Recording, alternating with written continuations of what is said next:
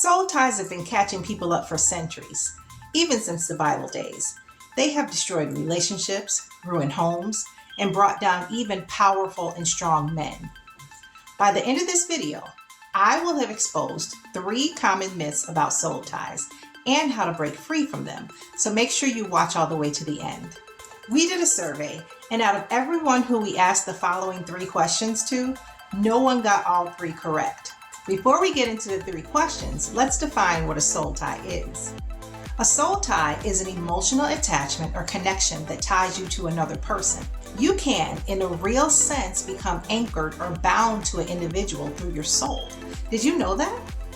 Remember, your soul is the part of you that's made up of the combination of 5 things: your mind, your will, your emotions, your imagination, and your intellect. All put together, they make up your soul. In other words, your soul is where you think about what you think about, where you choose what you choose, where your feelings take place, where your imagination lives, and where your reasoning takes place.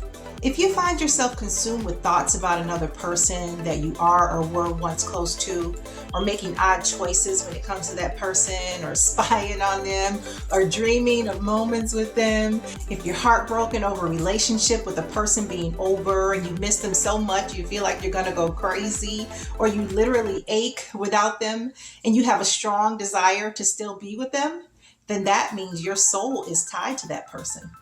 Or if you know someone that this has happened to, then their soul is tied. So share this video with them and touch the thumbs up and the subscribe button and the bell below so that you can be notified when future messages like this come out. And it also lets YouTube know that messages like these are needed. Thank you. So let's see how much you already know about soul ties. Are you ready? Answer these 3 quick questions. Question number 1, true or false? Soul ties are just plain bad. Question number 2, true or false? A soul tie with one person has to be either good or bad. It cannot be both. And question number 3, this one is a multiple choice. Soul ties are formed by A, being physically intimate with another person. B, through verbal vows, commitments, and promises made to another person. C, through just having a close friendship with someone. D, spending time with another person, whether in each other's presence, on the phone talking, texting, or direct messaging. And E, all of the above. Okay, are you ready to go over the answers and discover the 3 myths? Number 1, soul ties are just plain bad. If you answered true, then that brings us to myth number 1, which says that all soul ties are bad. This is a myth. All soul ties are not bad. You can have good soul ties with people close to you, like your parents, your spouse, your children, your brothers and sisters, teammates, classmates, roommates, co-workers. You get what I'm saying.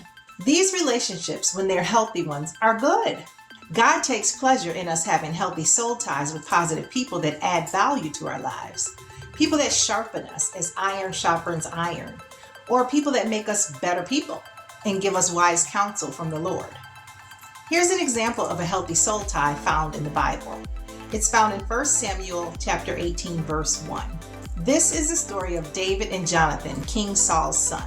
It says, after David had finished speaking with King Saul, he met the king's son, Jonathan, and the souls of Jonathan and David were knit together, and Jonathan loved David as his own soul.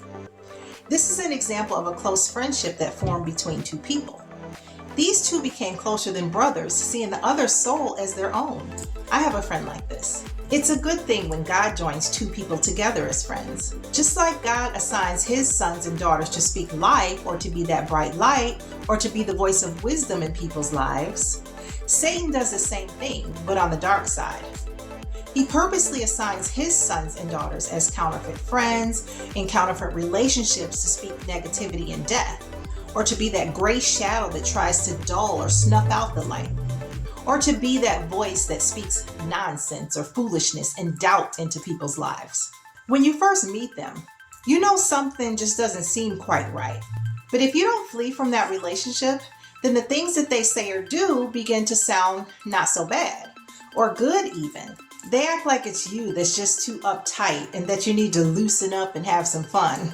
They promise freedom, but unbeknownst to the listener, it's designed to bring bondage, chaos, and to damage and break down and destroy the person's soul. They come skinning and grinning and pretending to identify with you or what you've been through. Those are called familiar spirits. They find out a lot about you by asking questions or by you offering too much information about yourself. But they're hunters, roaming around like a roaring lion, seeking whom they can devour.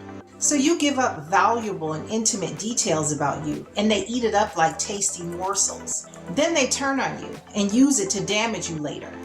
Matthew 7:6 says, "Do not give dogs what is holy. Do not throw your pearls before swine, because if you do, they may trample them under their feet and then turn and tear you to pieces." These counterfeits pretend to have your back, like be your ride or die no matter what, and then they ghost you. Or they pretend to like or love you like no other, but they're phony, and they have the intention to deceive or mislead you. You might say, now why would anybody want to do that? Because the enemy knows scripture. He knows that Proverbs 25:28 says, "He who has no rule or control over his own soul is like a city that is broken down and without walls," meaning that the enemy can come in and go out as he pleases because the walls are broken down. He wants to break down your walls to live up to what his resume says, to steal, kill, and destroy. And he does this through deception. That's why Proverbs 4:23 says to guard your heart with all diligence, because out of it flows the issues of life. That scripture is not talking about guarding your blood pump. It's talking about guarding your soul. Guard your soul with all diligence, because out of your soul spring the issues of your life. So Satan assigns his counterfeits to try to penetrate the lives of God's children so they can break down the walls of their souls. And beware, the enemy's children can look good too. And if they don't look that good, then they can have real charismatic personalities or smoothness in their speech. Proverbs 5:3 says, "The lips of an immoral woman or man are as sweet as honey, and his or her speech is smoother than oil." They have some type of hypnotic sense about them that tries to get you tied. An example of a bad soul tie is found in the book of Judges in chapter 16, verses 4 through 21. This is the account of Samson and Delilah. Samson was in covenant with God, and Delilah was a Philistine woman. In the Bible, the Philistines represent the camp of the enemy, or Satan's camp, like with David and the Philistine giant Goliath, remember? John 8:44 says, "You belong to your father, the devil, and you carry out his desires. He was a murderer from the beginning, refusing to uphold the truth because there is no truth in him. When he lies, he speaks his native language because he's a liar and the father of lies." Go back and read that story for yourself when you get a chance. Delilah was a low-down, dirty, manipulative liar. So in this account, she entered into the relationship with the intent to scam, to con, or to shyst the other person, and to zap the other one's strength so that they would end up dead. That's what bad soul ties do. They zap your strength and they try to destroy your soul, so the enemy can come and go as he pleases.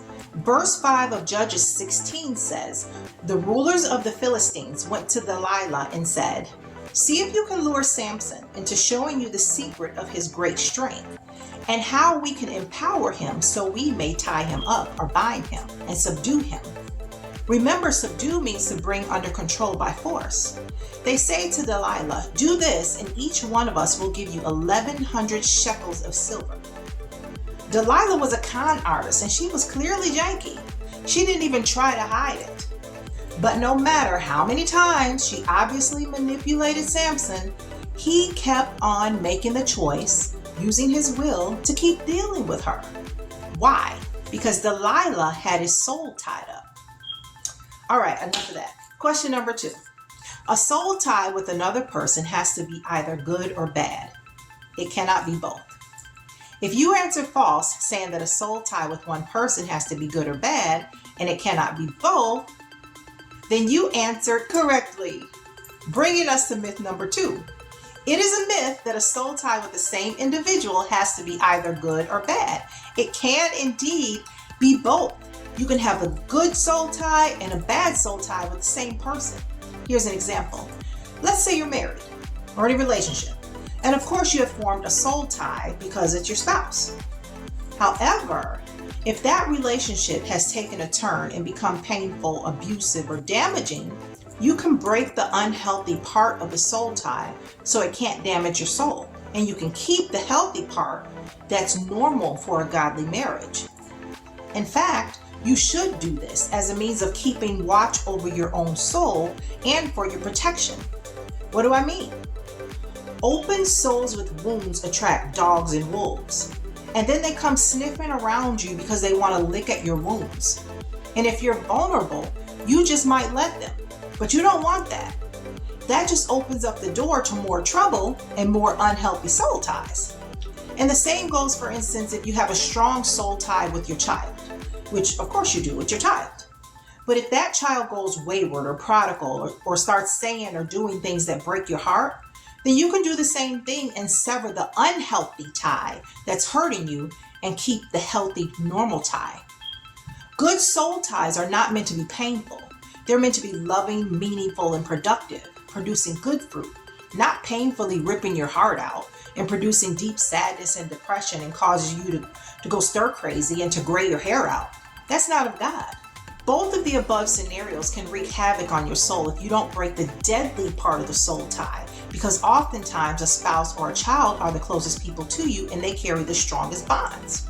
Or the same can go for a close friendship that shifts or goes awry for one reason or another. One person is left brokenhearted or crying even and thinking about all the great times they enjoyed with the other person, but it brings them pain. You can break the painful part of the tie and keep healthy memories if you'd like to. Again, I strongly suggest that you prune off the hurtful part so that you won't be left open with a broken and devastated soul. This is also true if a person has died or moved on. The painful part of the tie can be broken, but the healthy part can be kept. You got it? Many people go on for years carrying that burden, and some even die from a broken heart. Proverbs 18:14 says, "The spirit of a man can endure his sickness, but who can bear a broken soul or spirit?" Question number 3. Soul ties are formed by A, being physically intimate with another person, B, through vows, commitments, and promises made to another person verbally, C, through just having a close friendship with someone, D, spending time with another person in each other's presence or on the phone, talking or texting or direct messaging, or E, all of the above. The correct answer is E, all of the above. It is a myth that soul ties are only formed by sexual relationships. Soul ties are formed by sexual relationships, but they're also formed by emotional relationships that you engage verbally in by spending time talking, venting, leaning on someone's shoulder, crying, sharing your dreams and goals and aspiration with that person, spending time with another person. It could be a coworker, a roommate, a teammate, or just a friend. But they become unhealthy if you're already in a committed relationship with another person, and you spend time doing any of those things that we just mentioned, like talking, venting, sharing your heart with someone else, then it will damage your primary relationship, because these are all forms of cheating. Of course, there's sexual affairs when one person is sexually intimate with a third party, but there's also emotional affairs where one person is sharing their heart outside of the relationship with someone else of the opposite sex. Then there are verbal affairs, where one person in a committed relationship is verbally unfaithful to their partner by talking about their partner behind their back to a third party of either sex, or sharing personal details about their partner. Proverbs 11:13 says, "Whoever goes about slandering betrays confidence, but he who is trustworthy in spirit keeps a thing covered." And then there's even financial affairs, where one person is sharing their finances with someone outside of the relationship or being selfish with their finances. Some people think that it's not cheating if they didn't sleep with another person, but that's not true. Emotional, verbal, and financial affairs do just as much damage, if not more, to the relationship, because they're all betrayals of the heart. For a person to trust you and believe that they are the main one in your life, but to find out that you've been sharing your heart with another person of the opposite sex, or sharing your emotions with them, and venting is an emotion, crying is an emotion, celebration is an emotion, or stabbing them in the back with your words, or throwing your partner under the bus, or keeping money from them but sharing it with someone else, is a betrayal. Proverbs 18:19 says, a wrong brother or sister is harder to win back than a fortified city, and disputes with them are like a gate of a castle locked with bars. So don't do it. Don't make these connections with people that you shouldn't be making them with. Or get out of it, like now, if you're in a sexual, emotional, verbal, financial, or any other type of unhealthy soul tie. Soul ties are also unhealthy if a relationship is abusive. Again, physically, sexually, verbally, mentally, emotionally, these are all forms of abuse. Just because the abuse is not physical, like hitting, punching, or pushing, doesn't mean it's not abuse. Physical abuse is to the body, but verbal, emotional, mental, and sexual abuse do damage to the soul and often take much longer to heal than physical scars. So if there's a stirring in your soul and you need to be healed or you want peace, there's good news. Psalm 23:2-3 say, the Lord leads me beside still waters. That's his peace. And it says he restores my soul. So your soul can be fully restored. To break a present unhealthy soul tie, to release the pain connected to that person from your soul, or if you never have broken the soul ties of your past, touch the screen right here to break them now, or touch the screen right here to hear another kingdom message.